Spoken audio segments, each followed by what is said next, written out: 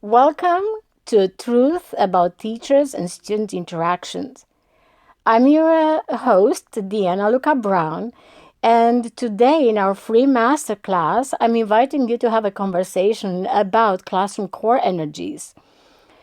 You can find more info about what we do at soulsparkcoach.online, and you're invited to stay till the end of the masterclass to download your checklist for easy classroom management, where you can find a checklist that I developed and a table in finding your students' feng shui energetic core to help you with your students in your classroom. So this masterclass is no longer than 15 minutes. I know you're very busy and we are busy as teachers. It increases awareness of energies around us and, of course, some tools about what we can do about it. It offers a few tools.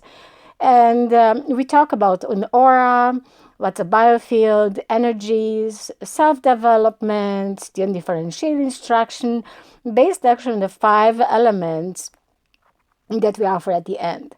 So Teachers College, I'm a teacher, like you, right? We know that Teachers College prepares us for busy school days, for lesson plans and instructional strategies. However, Teachers College does not prepare us for something else that's happening in the schools. And that is, teaching leaves us drained and exhausted and anxious without any explanation why we feel this way, right? We go home and we're physically and emotionally drained. We have no more time for our family, no joy left for our family. We're not present for our family. We go home and vent. We have no time or desire for our friends. We have no more passion for our hobbies, of course, unless it's maybe summer vacation. But truth to be told, we're always exhausted and we lose interest in anything that could make us feel better. So who am I? I'm Deanna. I'm an artist and a quantum coach, and I've been also a teacher for my entire life.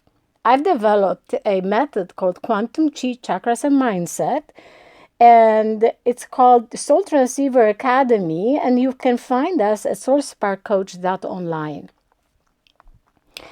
So, as a teacher, I'm always wondering during my day why my students interact the way they do. They're always a constant worry for me, as surely it's for you as a teacher, right? Driving home, commuting, my mind races. Why my student Johnny had a meltdown again today? And what else can I do for him? What is going on? At nighttime, I'm up late, obsessing over my classroom. You're not a teacher if you're not obsessing over your classroom. That's a given. It's a saying. There is no conversation about why our classroom, something that I call classroom dynamic, is off, or why our students' interaction is so unpredictable. There is no answer given. And when I finally asked questions around me as a teacher. I asked other teachers, standing in the doorway, classroom school doorway. They only had more questions than answers. Everybody was just guessing to anything from, well, maybe it's a full moon school day. Yeah, the moon is affecting all our kids. And maybe it is, but it's not the true answer for what's happening. Or maybe it's social and emotional regulation. That we're not allowed to touch our students. So truly, we can't even help with anything that's happening around us because we're not allowed to not even touch or hug them. Maybe it's learning readiness. Oh no, well, never mind. Maybe it's learning development, although it takes a full year to have kids assessed. And who's teaching you to other 20 kids in your classroom? Well, maybe it's different learning styles. Have you tried stickers? Honestly, that's what I've been given as a solution. Try stickers. And yes, I've tried them. Maybe they work for a day. Or maybe is it bullying? But yet we're not trained as counselors. And I always still worry for our students who get bullied. Or why is this even happening? And at the end of the day, I was even more surprised when all these kids, these problematic students, were actually doing wonderful when in small groups. Actually, when given one-on-one attention, they're the most polite and most sincere and most beautiful students I've ever met. And they'll even be like, oh yeah, I like you, I won't bite you. And on top of that, students given sent to their principal's office will be sent back with a prize. When I did more research and I actually learned the missing puzzle piece, when I remembered something that I learned as a drama instructor, as an actress as well, when I was doing when I was doing stage work, and that's called something like stage dynamic, and it's a term used referring to group dynamics that does not apply just on stage, but applies in any performance, in dance performances, in concerts, meaning all the orchestra instruments act together in unison. It works in sports to bring enthusiasm. It works in family gatherings. Think of Thanksgiving family dinners where a good group dynamics can break it or make your day. Right? Group dynamics actually applies whenever people group together. However, schools completely overlook group dynamics or classroom dynamics. It's overlooked on the playground. It's actually termed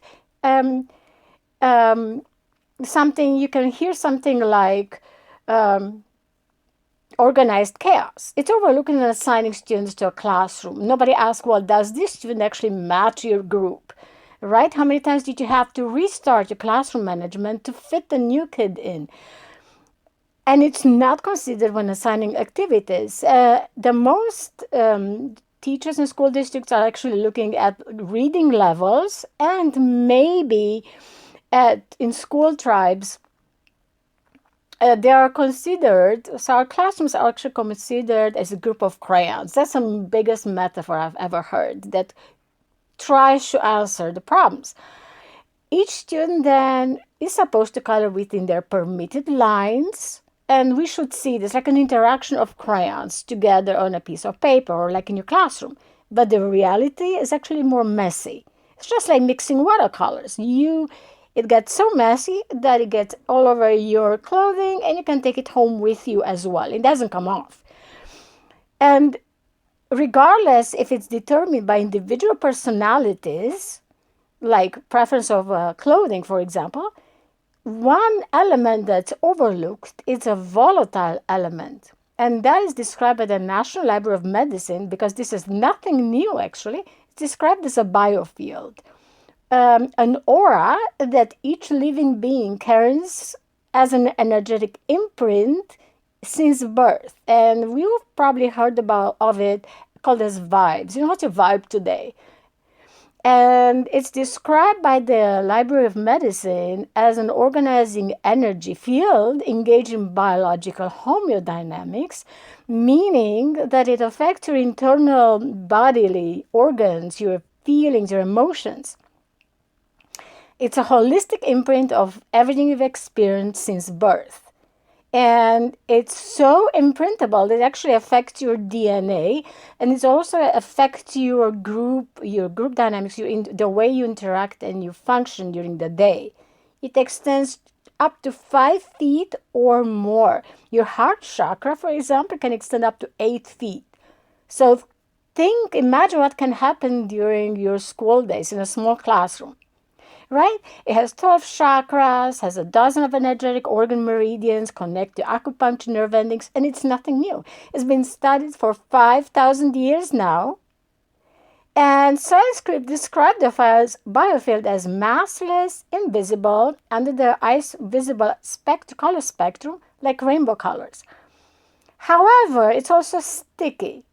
And it's kind of like glitter, when you spill glitter on yourself and you carry it with you for 5 days. It corresponds to frequencies based on colors.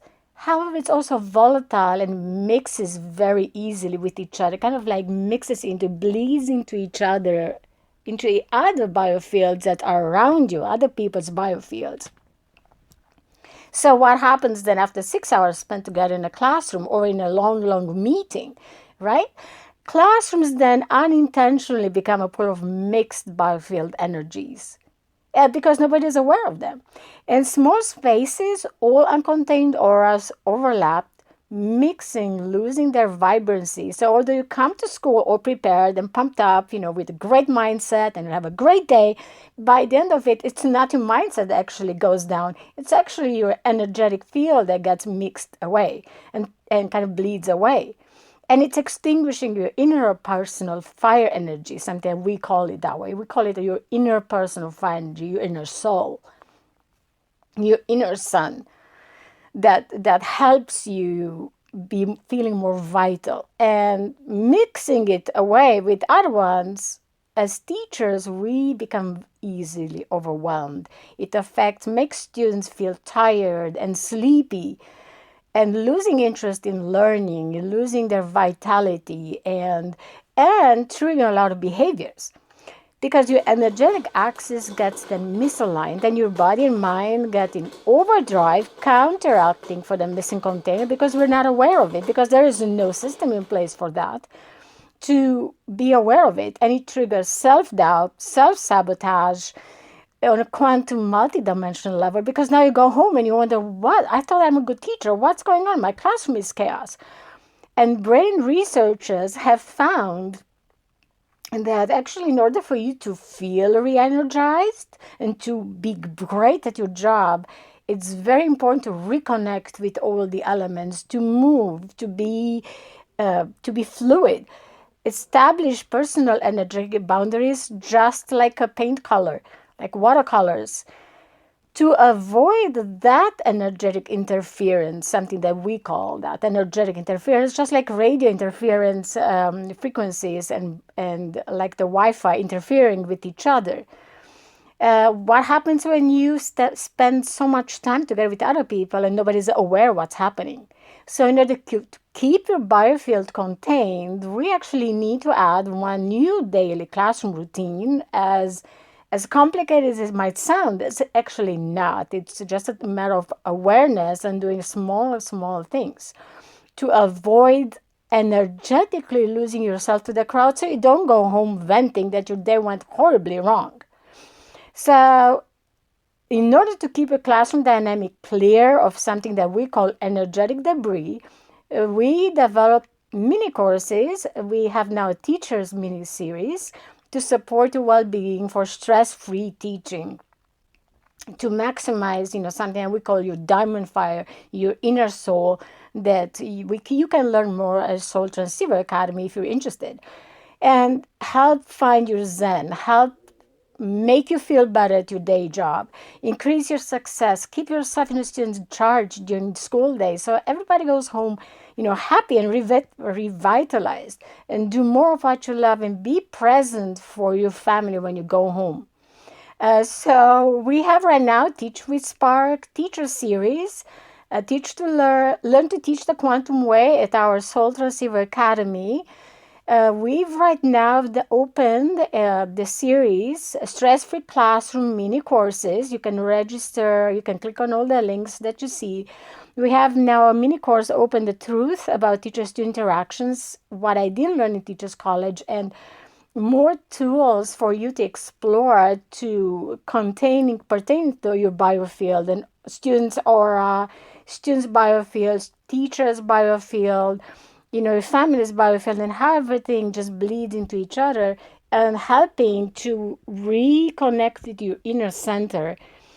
We have make sure to download your free bonus checklist for easy classroom management, and it gives you more tools to find your students' feng shui energetic core and yourself, and you look at more elements for each personality. It's connected to an element or natural element. Like, subscribe, share if you are pleased with what you've learned today, and give us a good comment and get a big thumbs up. I'm your host, Deanna, and I'm so happy for you to be here. And G Love Spark, your Soul Spark coach, Deanna, signing out. See you inside our Soul Spark coach online at our academy, Soul Transceiving Soul Transceiver Academy. So happy to have you here, and I wish you a pleasant rest of the day.